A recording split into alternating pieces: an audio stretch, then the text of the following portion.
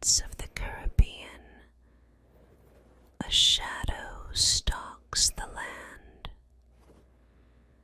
a creature known only as the chupacabra. The name goat sucker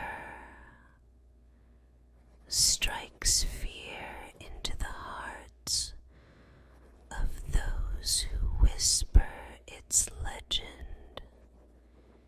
It is a nightmare made flesh, a thing that slinks through the underbrush, its glowing eyes reflecting the terror of the helpless creatures it hunts.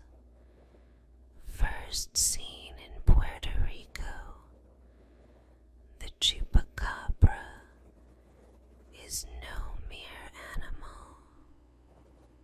It is a monstrous, nightmarish predator with a hunger that cannot be quenched. Descriptions vary. Some say it has the spiny reptilian back of a creature from the depths of hell. Others speak of a beast with fangs like razors and claws like daggers. But one thing is certain: the chupacabra is a bloodthirsty killer. Livestock, especially goats, are its favored prey. In the dead of night, it strikes without warning. The victim is drained of its blood. The lifeless body left behind is a grim warning to anyone foolish enough to venture too close. The chupacabra doesn't leave a trace, only a chilling, inexplicable silence in the air,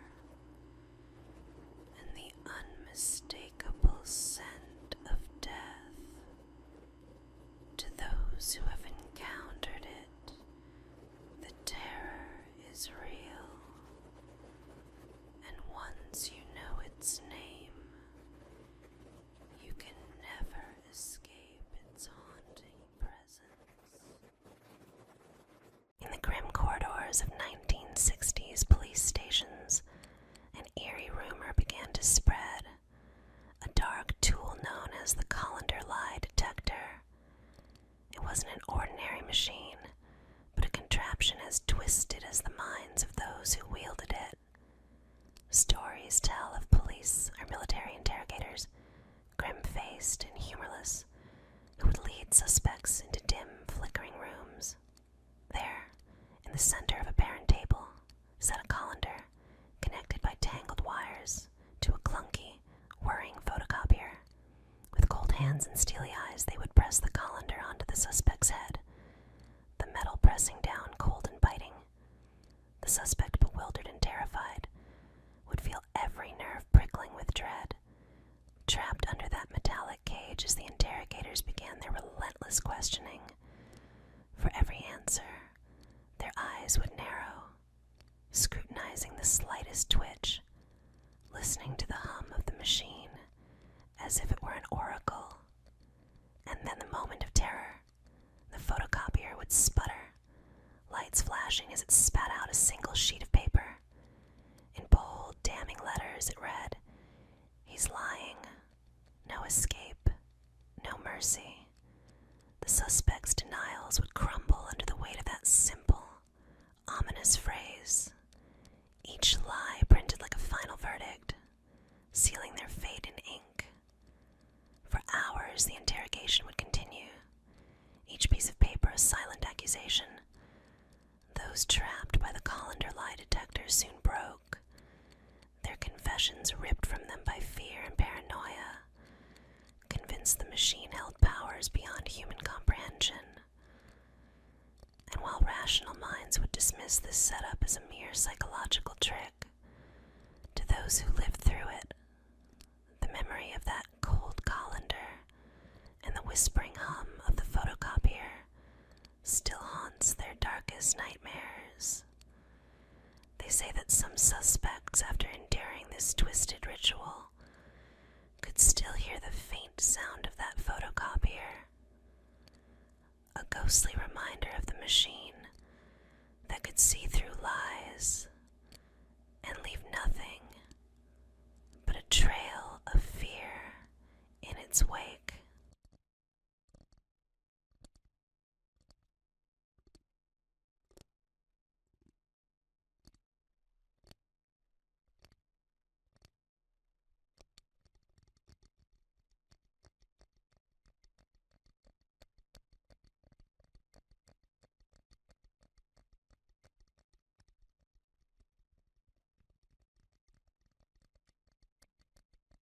In the hushed corridors of high schools and dark corners of the internet, whispers of Carmen Winstead's name bring a chilling shudder to those who know her story.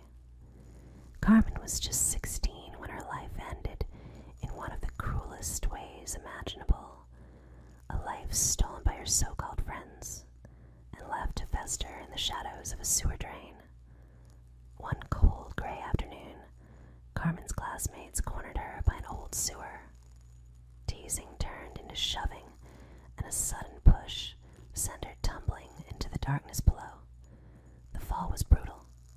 She landed neck first on the cold, damp concrete, her final scream swallowed by the depths of the sewer. Her friends, faces pale with shock, ran, never confessing what they'd done. They claimed it was an accident, just a prank gone wrong. But the truth was much darker. Now, they say Carmen's spirit wanders, restless and vengeful, seeking justice for the betrayal she suffered. Those who receive her story in a chain message are warned. If you don't spread this tale, Carmen will come for you, and many who ignore the warning pay a terrible price. There are chilling accounts of those who laughed off the message, only to be found later with twisted necks, faces frozen in terror. Just like Carmen's last moments, some claim to have seen her, a shadowy figure lurking in the dim glow of streetlights, her eyes wide, cold and empty, staring as if from beyond the grave. Others swear they've heard her whisper, a faint ghostly voice saying, "I'm still here." So, when you read Carmen Winstead's story, remember, she is waiting, somewhere beyond the veil, for those who ignore her tale. And if you choose not to share it, don't be surprised if you hear a soft whisper in the dead of night, or feel icy fingers brush your neck, reminding you that Carmen has never really left.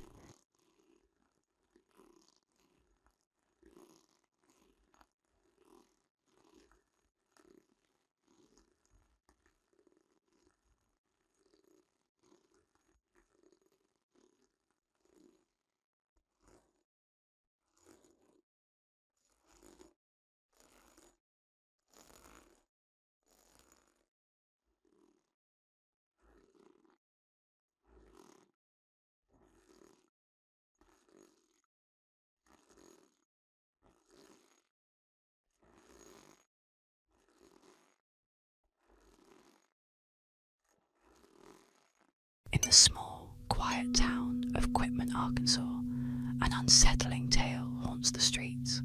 The legend of Jarrell Bettis, more chillingly known as the Dog Boy. Locals whisper that Jarrell was no ordinary child.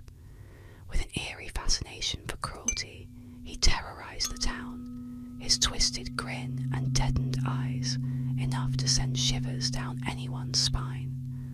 It's said that as a boy, he would capture stray dogs and cats, dragging them into into his family's decrepit house, where unsettling cries and strange noises echo through the night.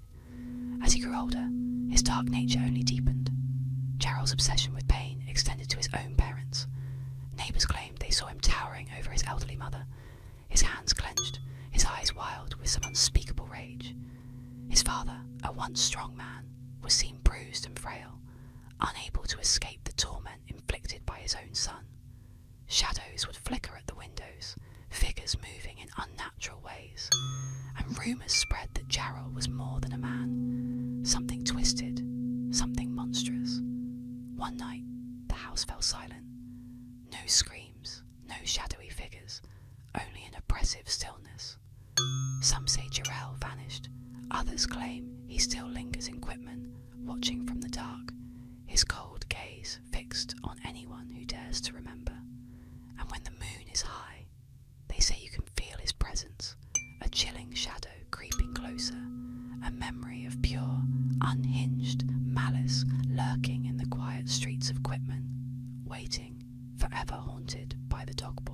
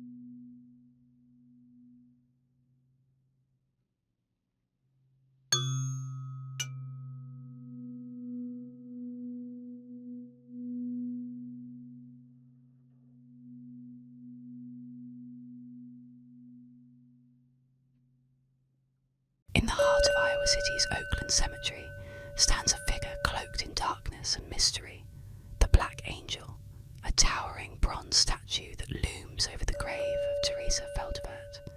Erected in mourning, the angel's darkened form and unsettling gaze quickly became the source of fearful whispers. Legend says she is cursed, a silent harbinger of death, watching and waiting for those who dare to defy her silent warning. By day, the statue is imposing, her massive wings stretching wide, casting shadows over the graves below. But as night falls, her presence shifts from solemn to sinister. Those who have dared to visit her after dark claim to feel an intense, bone-chilling cold radiate from the statue, as if death itself were reaching out. They say that anyone who dares touch the angel at midnight will suffer misfortune, illness, or worse, death within days. Some claim to have seen her eyes glow faintly, an unnatural, haunting light that pierces through the fog, as if the angel herself is peering into the souls of those nearby. A few witnesses swear that her wings have moved, rustling slightly, and her hands seem to reach out, fingers stiff yet desperate, as if she longs to pull the living into her cold, stone embrace. Teenagers once dared to kiss the feet of the angel, testing her rumoured curse, but tragedy followed. Accidents, inexplicable illnesses, and even untimely deaths plagued those who tried to defy her legend. Her presence, they say, is more than mere stone. It is a shadow of sorrow and vengeance, eternally bound to the cemetery. Today, locals avoid the Black Angel at night, believing she still harbours a dark power, and if you stand before her, feeling her hollow gaze settle upon you, remember, her curse awaits anyone brave or foolish enough to challenge her.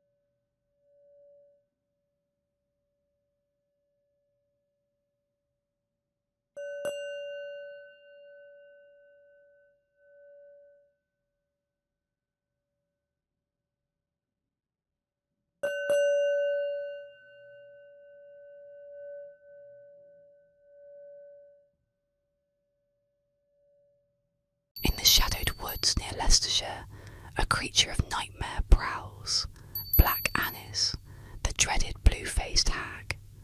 Cloaked in darkness, her gnarled face is stained a haunting shade of blue, her iron claws gleaming with a terrifying sharpness, honed from years of hunting in the dead of night.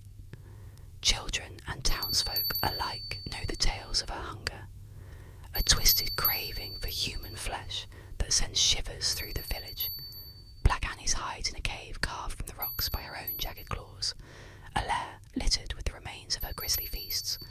Animal bones, and some say human bones, line the ground, while the chilling stench of decay fills the air. As dusk falls, she slinks from her den, her clawed hands scratching along tree trunks, leaving deep gouges in the bark.